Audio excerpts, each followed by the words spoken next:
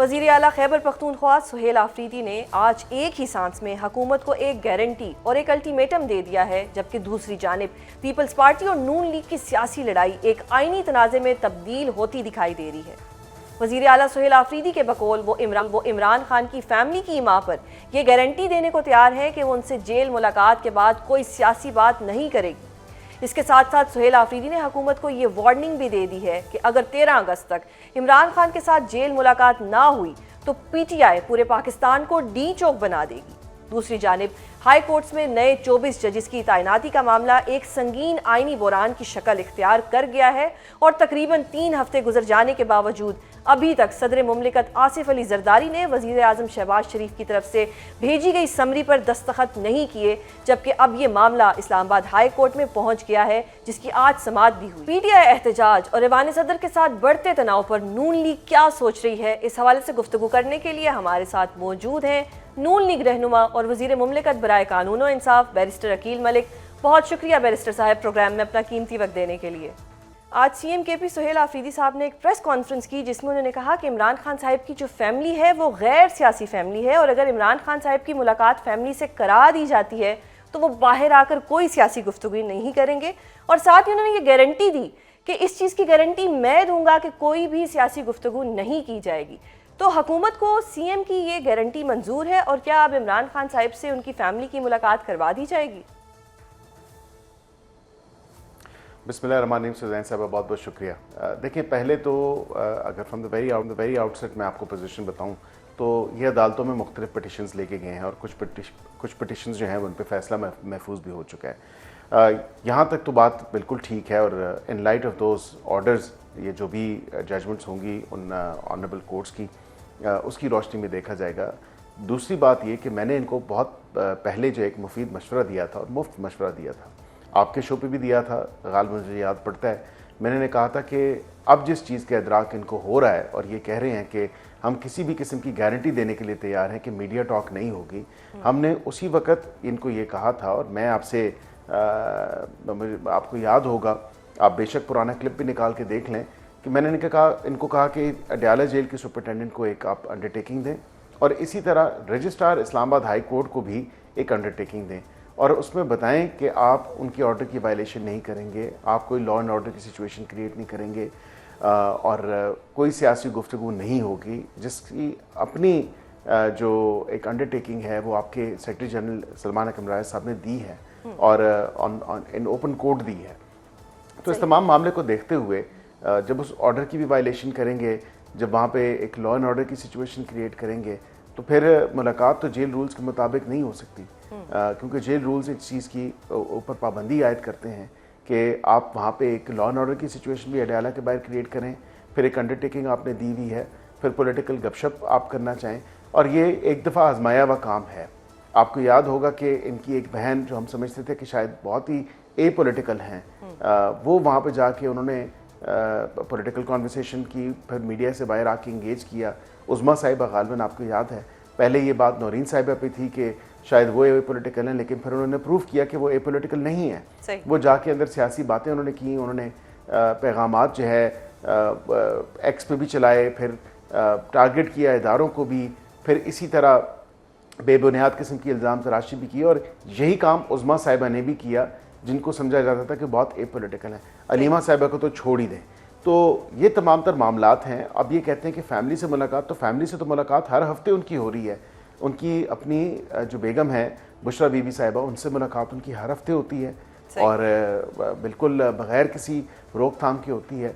तो जो उनके जेल रूल्स में राइट्स प्रोवाइडेड हैं वो उनको बिल्कुल दिए जा रहे हैं। उनकी राइट्स की वायलेशन में अगर उनका कोई जो राइट अगर कोई एक्रू होता है और उसको वो वायलेट करते हैं, उसकी वायलेशन करते हैं और कॉन्स्टेंट वायलेशन होती है, तो फिर बिल्कुल वो विद होल्ड भी हो सकती है। बैरिस्टर साहब, पीटीआई के लोग जो है वो कहते हैं कि जो जेल सुपरिटेंडेंट है वो भी तो पंजाब हुकूमत के मातहत है और ये पंजाब हुकूमत ही है जो मुलाकात नहीं होने दे रही। जहाँ तक आपने कहा कि फैमिली की मुलाकात होती है, तो एक फैमिली तो वो है जो उनकी वाइफ है, she is inside the prison, और उनके साथ उनकी मुलाकात हो जाती है, लेकिन जो बाहर बहनें हैं, बहनों को तो सेहत का नहीं पता कि भाई की सेहत कैसी है। और अब एक सूबे का सीएम ये गारंटी दे रहा है कि अब कोई भी इस किस्म की जो सियासी गुफ्तगू है वो नहीं होगी। तो अब इस गारंटी को तो कंसिडर में लाना चाहिए। देखें जी, गारंटीज़ वगैरह कोई भी नहीं है, सिर्फ और सिर्फ एक अंडरटेकिंग है। मैंने बताया था पहले भी कि अडयाला के जो जेल सुपरिटेंडेंट हैं उनको अंडरटेकिंग दें, सीएम साहब की तरफ से चली जाए, और इसी तरह रजिस्ट्रार हाई कोर्ट जो है इस्लामाबाद के उनको चली जाए, और उसके फिर साथ फिर कॉन्सिक्वेंसेस भी उनको फेस करना होंगे कि ये अंडरटेकिंग अगर वो दे रहे हैं, ये गारंटी दे रहे हैं, तो बिल्कुल वो उनको फेस करना होगी, लेकिन वो हुकूमत के लेवल पे नहीं है, क्योंकि इतनी ज़्यादा चीज़ें सामने हैं आपके। एक तो पटिशन्स 3-4 हुई नहीं है इस हवाले से, मुलाकात के हवाले से, एक्सेस के हवाले से, और उसके साथ साथ जो अंडरटेकिंग है वो भी ज़ाहिरी बात है कि एक मामला है, तो इस हवाले से इनको अदालत से रुजू जब किया हुआ है तो उसके फैसले का इंतज़ार करना चाहिए। चलिए, ये तो गारंटी की बात होगी। अब यही सीएम साहब जो हैं ये पंजाब हुकूमत को या ओवरऑल सारी हुकूमत को वो एक अल्टीमेटम दे रहे हैं कि अगर 13 अगस्त तक यानी जुमेरात तक इमरान खान साहब से मुलाकात ना कराई गई तो पूरे पाकिस्तान को डी चौक बना दिया जाएगा। क्या हुकूमत इस पोजीशन में है कि 14 अगस्त से एक दिन पहले पूरे पाकिस्तान को डी चौक बनता देख सके? मेरे ख्याल से जब कौम मसरूफ़ होगी जश्न आज़ादी की खुशियाँ मनाते हुए, तो उसको ये दिखाना चाहते हैं कि शायद ये क्राउड ये पुल करके लेके आए हैं बाहर। बिल्कुल आवाम तो बाहर होगी, रोड्स पे होगी, जो खरोश है, जश्न आज़ादी की आमद है, और उसको ये अगर ये प्रेजेंट करना चाहते हैं या उसको किसी तरह हाईजैक करने की कोशिश करना चाहते हैं उन तमाम क्राउड्स को जो मुख्तलिफ़ जगहों पे होंगे, क्योंकि वो जश्न आज़ादी को ज़ौक़ व शौक़ से मना रहे होंगे, तो उसको अगर ये अपना क्राउड दिखाना चाहते हैं तो इनकी खाम ख्याली है। अवाम इनको मुस्तरद कर चुकी है, अवाम इनके साथ नहीं है। ये हक़ाइक़ जो हैं वो यकसर मुख्तलिफ हो चुके हैं, क्योंकि वाज़ेह तौर पे आपने देखा कि इन्होंने पहले भी इससे पहले कहा कि 10,000 बंदा हम अडयाला के बाहर लेके आएंगे, वो 10-100 बंदे भी नहीं थे, और अब ये क्लेम्स किए जा रहे हैं कि हम 2 मिलियन लोग लेके आएंगे। तो कम से कम 20 लाख और 10,000 और 10-100 इन तमाम नंबर्स में बड़ा फ़र्क है। तो पहले तो कहा गया कि 27 सितंबर, और जब फिर कोई पार्टी के अंदर इतनी मुखालफत है, डिस्पैरिटी है, हिजाने की कैफियत है, तज़ब्ज़ब है, ये तमाम चीज़ें आपके सामने हैं कि स्टेटमेंट्स हैं आपस में उनका तालमेल नहीं है, और वो पसंद नहीं की जा रही कि 27 का इतना लंबा टाइम क्यों दे दिया, फिर स्ट्रैटेजी क्या है, फिर प्लानिंग क्या है। बरकैफ़ी इनकी अपनी पार्टी का इंटरनल मामला है, उसमें भी 45 दिन अभी पड़े हैं, लेकिन फिर भी आपने देखा कि सलमान अकरम राय साहब पार्लियामेंटेरियंस में भरम हुए, और पार्लियामेंटेरियंस ने जवाब जो है उनको उनकी बात का जवाब भी दिया। तो ये चीज़ें पीटीआई के अंदर जो है, जो एक सर्कस है, वो आपके सामने है। तो इसमें कुछ भी नहीं होने वाला, कोई मामला नहीं है। हुकूमत अल्हम्दुलिल्लाह कंफर्टेबल है, और बिल्कुल हुकूमत जो है वो इंटैक्ट है। बैरिस्टर साहब, आपने कहा हुकूमत कंफर्टेबल है, लेकिन इस दफ़ा तो सुहेल आफरीदी साहब कह रहे हैं कि इस दफ़ा वो अकेले नहीं आएंगे इस्लामाबाद की तरफ। JUI, पीपल्स पार्टी और जो दीगर जमातें हैं वो भी उनके साथ ऑन बोर्ड होंगी। तो अब हुकूमत किस तरह से कंफर्टेबल है? देखें, JUI के साथ तो उनकी बिल्कुल पहले भी कोशिश थी कि हम किसी तरह का इत्तेहाद बनाएं, लेकिन वो अब तबीयतें दोनों जमातों की बहुत ही मुख्तलिफ हैं। एक जो है अगर मशरिक़ है तो दूसरा मगरिब है, तो इसमें तो मुझे नहीं नज़र आता कि किसी किस्म का कोई अलाइंस बन सकता है, क्योंकि पीटीआई ख़ुद भी किसी को ना सदारत करने देती है, ना आगे लीड करने देती है, और वो चाहते हैं कि सारा जो है शो हम ही हाईजैक कर लें। तो ऐसा नहीं हो सकता। जहाँ तक पीपल्स पार्टी की बात है, वो पहले दावत दे चुके उनको हुकूमत बनाने की, उनके साथ चलना उनका उस वक़्त मुश्किल था, इसीलिए ये हुकूमत मार्ज़ वजूद में आई, इत्तेहादियों की हुकूमत बनी, और पीपल्स पार्टी के साथ चलते हैं या दीगर किसी जमात के साथ चलते हैं, उनकी जमातों के अपने फ़ैसले हैं, मैं इसमें कोई कमेंट नहीं करूँगा। लेकिन मैं ये ज़रूर आपसे कहूँगा कि पीटीआई जो है इस सिचुएशन में नहीं है कि किसी किस्म का एहतजाज या किसी किस्म की जो कोई ऐसी कोई मूवमेंट है उसको वो लीड कर सके। तो एक और चीज़ बताएं कि चलें, JUI का तो आपने एक्सप्लेन कर दिया कि ये इनकी नहीं बनती, हालांकि माजी में देखा जाए तो पीपल्स पार्टी और नून लीग की भी नहीं बनती थी, आज वो इत्तेहादी हैं, पर आपके इत्तेहादी भी तो आपसे बहुत नाराज़ हैं। और इसी दौरान जो ये PTI है वो कह रही है कि वो पीपल्स पार्टी को साथ मिला लेगी, और पीपल्स पार्टी बहुत ताने दे रही है, फॉर्म 47 की पैदावार, नस्ल दर नस्ल फॉर्म 47 वाले, इस किस्म के ताने भी आ रहे हैं, गवर्नेंस पे भी बातें हो रही हैं। तो वहाँ से तो आपको थोड़ा बहुत थ्रेट है कि शायद पीपल्स पार्टी जो है वो PTI के साथ मिल जाए?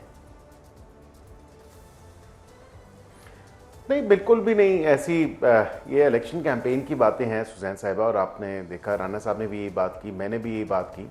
ये इलेक्शन कैंपेन की हद तक तो ठीक है, और इलेक्शन कैंपेन आज आखिरी तीसरा मरहला था आज़ाद जम्मू एंड कश्मीर के इलेक्शन का, अब वाज़ेह तौर पे पोजीशन तो हमारी है कि हम बिल्कुल हुकूमत बना सकते हैं और 2/3 अक्सरियत के साथ इंशाल्लाह बनाएंगे। तो बिल्कुल पीपल्स पार्टी को अगर इलेक्शन हारने का गम है और उसमें वो प्रेस कॉन्फ्रेंसेस कर रहे हैं तो उसमें फिर हम क्या कह सकते हैं, ये तो एक इलेक्शन का हिस्सा है, इलेक्टोरल प्रोसेस का हिस्सा है। एक पार्टी जीतती है, एक पार्टी हारती है और उस पर अगर आप हार रहे हैं तो खुले माथे से, खुले दिल से अपनी हार को तस्लीम करना चाहिए, क्योंकि कारकर्दगी उनके पास दिखाने के लिए कुछ नहीं थी। उनके बयानिया जो था वो उनको प्रेजेंट करने के लिए कुछ नहीं था। अगर हक़ हाकमियत, हक़ मलकियत और हक़ रोज़गार की बात की जाए तो वहाँ के लोग मालिक भी हैं। पाकिस्तान या पाकिस्तानी शहरी वहाँ पे जाके, पाकिस्तान से कोई भी जाके वहाँ पे उनकी ज़मीन की मलकियत नहीं, ज़मीन को ख़रीद सकता और अपनी मलकियत नहीं बना सकता। हक़ रोज़गार की बात है कि वो पाकिस्तान में भी अल्हम्दुलिल्लाह उनके पास रोज़गार है और वहाँ पे भी रोज़गार है, तो वो बारोज़गार हैं। इसी तरह जो हक़ हाकमियत जो है उसका फ़ैसला वो एक इलेक्टोरल प्रोसेस के थ्रू ऑलरेडी कर चुके हैं और कर भी रहे हैं। तो उन्होंने ये जिम्मेदारी जो है पाकिस्तान मुस्लिम लीग नून को दी है। तो ये जो 3 नारे थे, ये 3 अल्फाज थे, ये नारों की हद तक तो बड़े लोगों को जो है वो सुनने में अच्छे लगे, लेकिन उन्होंने देखा ऑन ग्राउंड जो सिचुएशन है, पोजीशन है, वो पाकिस्तान मुस्लिम लीग नून ने डिलीवर किया। और पाकिस्तान मुस्लिम लीग वो जमात है जो अपने किरदार से, अपने काम से, अपने ट्रैक रिकॉर्ड से जो है पहचानी जाती है और जानी जाती है, और इसीलिए वहाँ के लोगों ने ये जिम्मेदारी पाकिस्तान मुस्लिम लीग नून को दी है। सही। एक और चीज़ बताइएगा कि सीएम साहब ने एक और चीज़ कही है कि अगर इमरान खान साहब को जेल में कुछ भी हुआ, क्योंकि उनकी तबीयत ख़राब है, ब्लड प्रेशर की बात हो रही है, आई क्लॉटिंग का भी आपको पता है, तो इसके ज़िम्मेदार जो है वो प्राइम मिनिस्टर साहब होंगे। मामला बड़ा संगीन है अकील साहब। अगर खुदा न खास्ता खान साहब को कुछ होता है तो क्या प्राइम मिनिस्टर साहब इस पोजीशन में है कि वो ये जिम्मेदारी ले सके, क्योंकि सीएम अब डायरेक्ट उनका नाम लेके कह रहे हैं?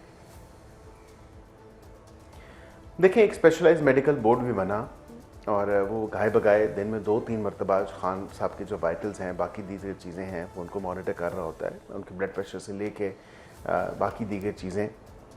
और ये रिकॉर्ड का हिस्सा है, ये मैं अपनी तरफ से नहीं बात कर रहा। ये अडयाला में ये भी रिकॉर्ड मौजूद है कि 30 से ज़ायद मरतबा उनको ट्रीटमेंट्स हैं, उनके चेकअप्स भी हुए और उनको ट्रीटमेंट्स भी दी गई मुख्तलिफ़ चीज़ों की, मुख्तलिफ जो उनकी कंप्लेंट्स थी, चाहे वो दांत का दर्द हो या आँख का दर्द हो या इस हवाले से स्पेशलाइज्ड ट्रीटमेंट जब मेडिकल बोर्ड कॉन्स्टिट्यूट भी किया गया।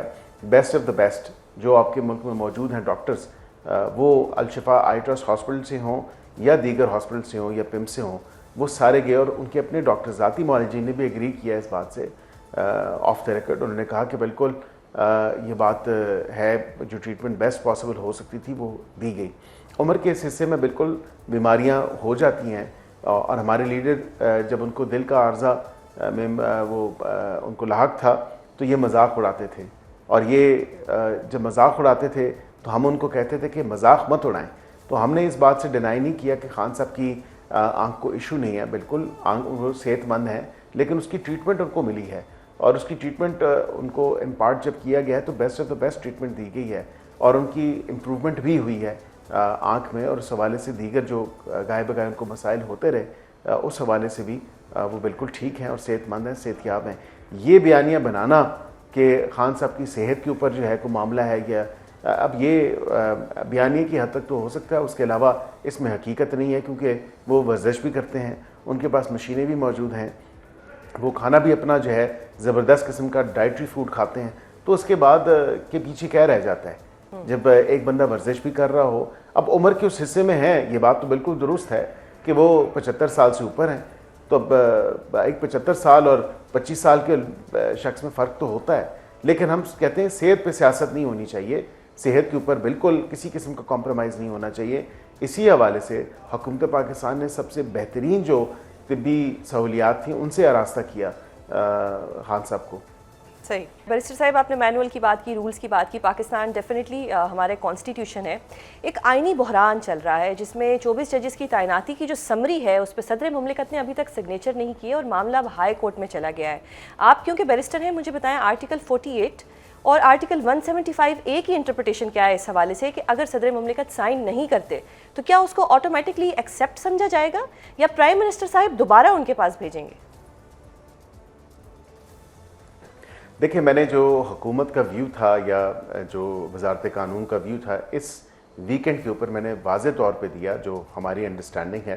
अब क्योंकि मामला जो है वो आगे प्रोसीड हो गया और आपको पता है आप खुद कानून की एक तालिब इल्म हैं जस्ट लाइक माई सेल्फ, तो मैं एक बड़ी ज़िम्मेदार पोजीशन पे हूँ और क्योंकि वजारत कानून और इंसाफ को भी नोटिस हो गया, हमारी कंसाइज रिपोर्ट तो सुबह जमा होगी और हमारा व्यू बिल्कुल सामने आएगा, लेकिन फ़िल वक्त मैं क्योंकि मामला सब्जेक्टिस है तो इस पर इससे ज़्यादा बात नहीं करूँगा, लेकिन वाज़े तौर पे जो आईने पाकिस्तान के अंदर एक दर्ज मामला है, जो एक फ्रेमवर्क है, उसी को अडॉप्ट करते हुए, उसी को फॉलो करते हुए, उसी से आगे प्रोसीड करते हुए वो तमाम चीज़ें आईने पाकिस्तान के मुताबिक ही होनी चाहिए। और उसमें नंबर ऑफ़ जजमेंट्स हैं, अल जहाद ट्रस्ट केस है, नदीम के केस है, 2013 PLD सुप्रीम कोर्ट वो भी है, इसी तरह जो है मुख्तलिफ एक रेफरेंस नंबर 1 ऑफ 2012 है, वो भी एक केस था।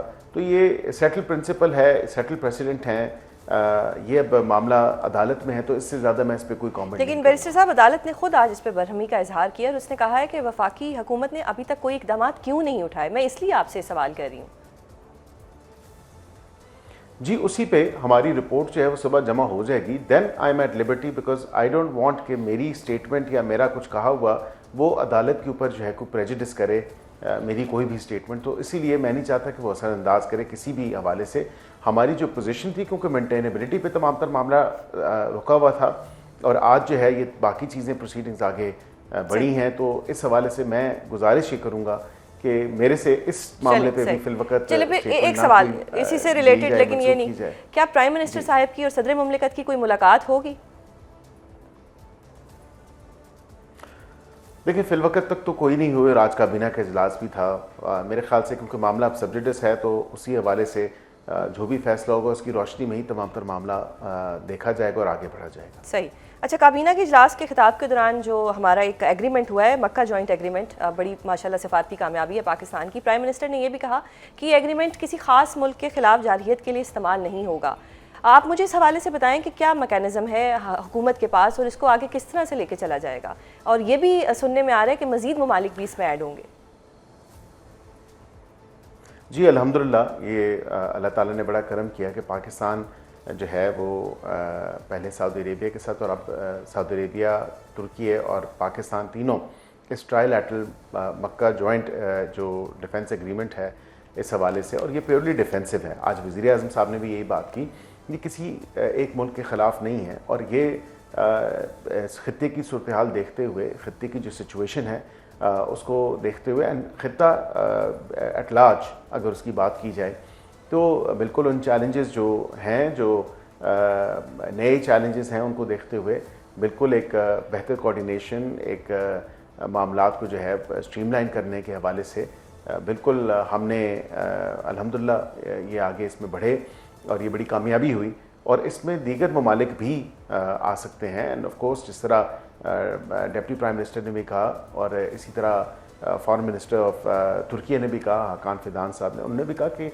It's open to other countries as well. Of course जब आप एक कोलैबोरेशन और कोऑर्डिनेशन चाहते हैं इन न्यू सिक्योरिटी चैलेंजेस को फेस करने के हवाले से, तो बिल्कुल आप एक क्लोजर कोऑर्डिनेशन भी रखते हैं, कोलैबोरेशन भी रखते हैं चीज़ों के ऊपर, और इसमें बिल्कुल कामयाबी हुई है और इंशाल्लाह मज़ीद कामयाबी भी होगी। बैरिस्टर साहब, एक और चीज़ बताइएगा कि पिछले कुछ दिन पहले एक बहुत शोर मचा कि जी नए सूबे बनने चाहिए, एक खबर मेरी नज़र से गुजरी जो आपके नाम के साथ एसोसिएट की जा रही थी कि आपने एग्री किया है कि गवर्नमेंट लेवल के ऊपर या ये जो सूबे हैं ये बनने चाहिए। क्या ये खबर सच है, क्योंकि आपके नाम के साथ आ रही है? नहीं, देखिए, मैं इस खबर की जो है तरदीद करता हूँ क्योंकि मेरा एक ज़ाती व्यू है जो मैंने बड़ा क्लियरली एक्सप्रेस किया है सुजैन साहिबा। मैंने कहा कि बिल्कुल मेरी ज़ाती राय है कि एडमिनिस्ट्रेटिव यूनिट्स हों, लेकिन उसमें ब्यूरोक्रेसी के अंदर और ब्यूरोक्रेटिक रिफॉर्म्स जो हैं वो होना ज़रूरी हैं। खाली एडमिनिस्ट्रेटिव यूनिट्स होने से फ़ायदा नहीं होगा, लेकिन उसमें एक चीज़ और ज़रूर है। मैं ये आपको कहूँगा कि ये जो खबर मेरे साथ मंसूब की गई है, जो आज शाया हुई है डॉन में सूबों के हवाले से, ये सेनेट की स्टैंडिंग कमेटी थी ऑन लॉ एंड जस्टिस। उसके बाद एक सहाफ़ी साहब थे, उनसे उन्होंने मेरे से सवाल किया तो मैंने उनको कहा जी कि पहले तो सियासी जमातें आपस में ये डिस्कशन करेंगी, अपने अंदर डिस्कशन करेंगी, पहले अपने अंदर ये पार्टीज़ के अंदर एक कॉन्वर्सेशन होगी, उसके बाद फिर जो है हुकूमत लेवल पे या सियासी पार्टीज़ के बीच में कोई बात हो सकती है। पहले तो हर जमात को अपने अंदर ये बात करनी है, अपनी पार्टी की सीसी में बात होगी, अपनी पार्टी की जो है लीडरशिप से वो बात करेंगे तो फिर उसके बाद ये बात आगे बढ़ेगी। लेकिन उन्होंने खबर मंसूब मेरे से कर दी कि मैंने कहा कि जी हुकूमत ने फैसला कर दिया और हुकूमत जो है वो कह रही है कि वो आगे बढ़ा जाएगा और सूबे बनेंगे। ऐसी ना कोई बात हुई है, ना कोई ऐसा मामला हुआ है। तो थोड़ा सा इन चीज़ों से इज्तनाब करना चाहिए, क्लैरिटी के साथ जो रिपोर्टिंग है उसको करना चाहिए, ना कि कोई स्टेटमेंट अगर ना कही गई हो उसको गलत तरीके से मंसूब करके और अल्फाज के हेर फेर में जो है आप कुछ और कहते हैं। बहुत शुक्रिया बैरिस्टर अकील मलिक प्रोग्राम में अपना कीमती वक्त देने के लिए।